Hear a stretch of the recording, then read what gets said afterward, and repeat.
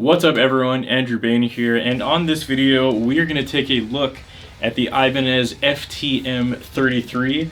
This guitar has been in a couple of videos of mine already because I was way too excited about it, and I already did those videos before I actually did the demo and review of the guitar. But we're getting to it now instead. So this guitar is of course the signature guitar of Fredrik Thordendal of the almighty Meshuggah. It's an 8-string guitar, it's tuned super low, and it sounds awesome. If you're new to my channel, what I like to do first is show you what the guitar sounds like in a full demo mix first and foremost, and then after that we'll go through the specs of the instrument and then my thoughts on the guitar as well. So with that being said, this is how the FTM33 sounds in a full demo mix.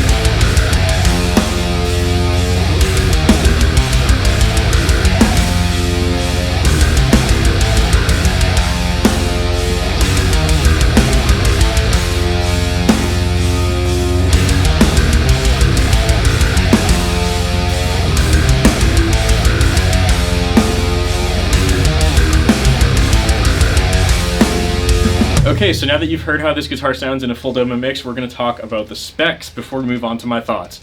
So, the specs for this instrument are as follows. The body is made out of 2 swamp ash wings, which are here and here, these big chunks of the body, and then the center block is actually the neck, which goes through, so it's a neck through design. The neck is a 7-piece neck, which is made out of maple and walnut, and also has KTS titanium support built into it. Other than that, on the body of the guitar, we of course have the 2 Lundgren M8 passive pickups, one in the bridge, one in the neck, and then we have Ibanez's proprietary bridge, which I believe is called the FX8 bridge. It's very similar to a Floyd Rose bridge, except it's not. Very common misconception is that these guitars have a Floyd Rose bridge. They definitely don't. This is locked in place. It's hardtail, but it definitely looks like a Floyd Rose, so I get the confusion. While we're on the topic of the body, for controls, it has 2 volume and 1 tone knob.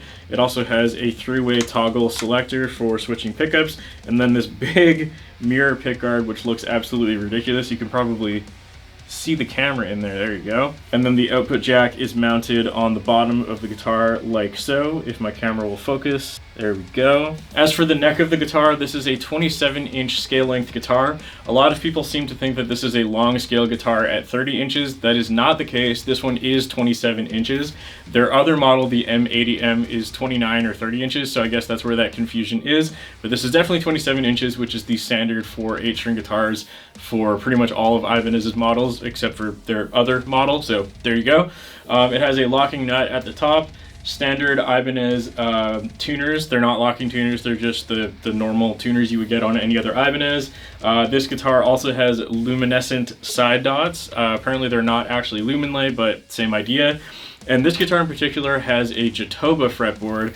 So apparently the older models and the newer models of this guitar have rosewood, but this one in particular has Jekkoh, because for a few years from 2017 to 2020, rosewood was in short supply or banned or whatever, so they switched to Jatoba, but the new ones have rosewood again. So mine in particular does have the Jatoba board. So now with the specs out of the way, it's time for the final part of the video, which is of course my thoughts on the instrument itself. So I just want to make it clear that this video is not sponsored by Ibanez in any way, shape, or form. I bought this guitar with my own money. I got it used personally, and I paid around $2,000 Canadian, which is way less than they retail for.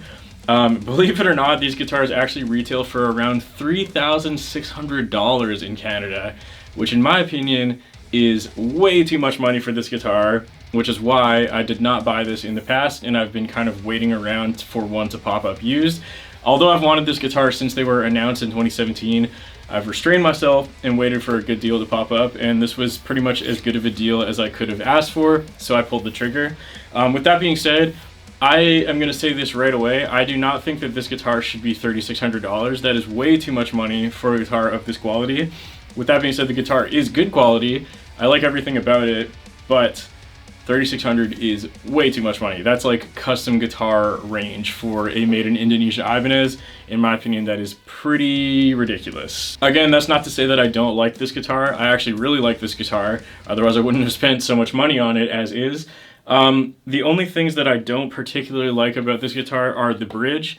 I already knew this going into this because I've had other Ibanez 8-strings in the past, and they've had this bridge, which I, again, already knew I wasn't going to like, but I wanted this body shape and this guitar because I knew everything else about it I was going to like.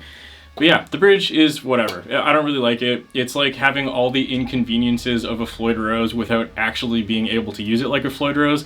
So I don't really understand why Ibanez does this, and I don't really know why Meshuggah likes it, because they have it on all of their signature models. So maybe it's just because that's what they're used to. I guess the original Ibanez 8-string guitars, which would have been the RG2228, had this bridge, so maybe Meshuggah was just used to using those and just kept it or something. I personally don't love it. I much prefer Ibanez's newer style bridge, which you can see on this guitar on the RG852, which is more of like a standard hardtail design.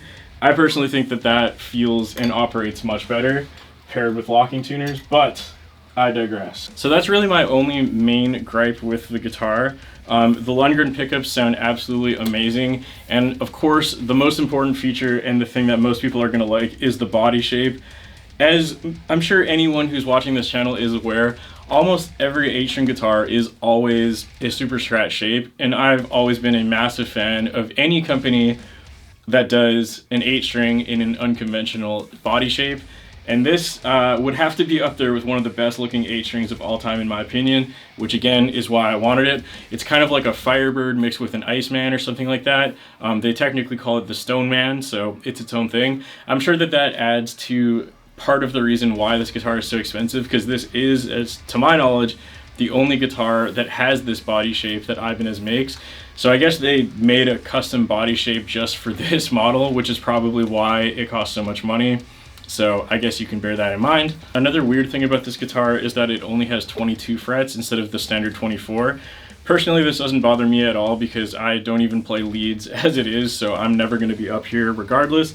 I can see why they put 22 frets, because I think with this upper cutaway it would have probably been really hard to hit a 24th fret if it was lower into the body. So to me, I guess that makes sense, but again, for me, I don't really give a shit because I'm never going to use the 24th fret anyway, so it doesn't bother me one way or the other. The other comment that I saw a lot of when I was asking people what they wanted to know about this guitar was if it has neck dive. So I'm going to throw a strap on this guitar really quick and see how that is. I haven't actually tried it yet, so let's find out. Alright, so we're going to see what this is like when you put the strap on. It actually balances pretty well. It's like a little neck heavy, but I mean, it's not going to fall. I'm not touching it at all. Moving around. This looks hilarious, but yeah, I mean, probably because of this giant back half of the body, I think that's helping to balance it out. I'm kind of surprised that it doesn't actually have any neck dive at all. Like, I can definitely feel that it is heavier on this side, but it's pretty balanced and it's not going anywhere.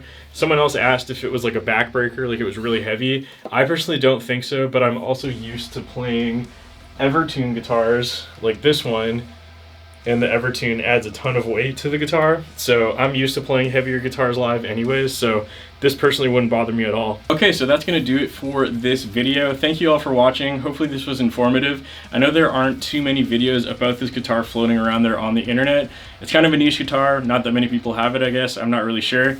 Like I said, pretty much overall, I really like this guitar, but my overall thought is basically that I think the retail price is way too expensive. I personally would advise waiting to find one used for a better price, which is what I did, and then I think it becomes much more worthwhile. However, if you want to bite the bullet and spend all that money, I mean, you are getting a sick guitar. It sounds awesome, feels awesome, and plays awesome, so I guess you can't complain.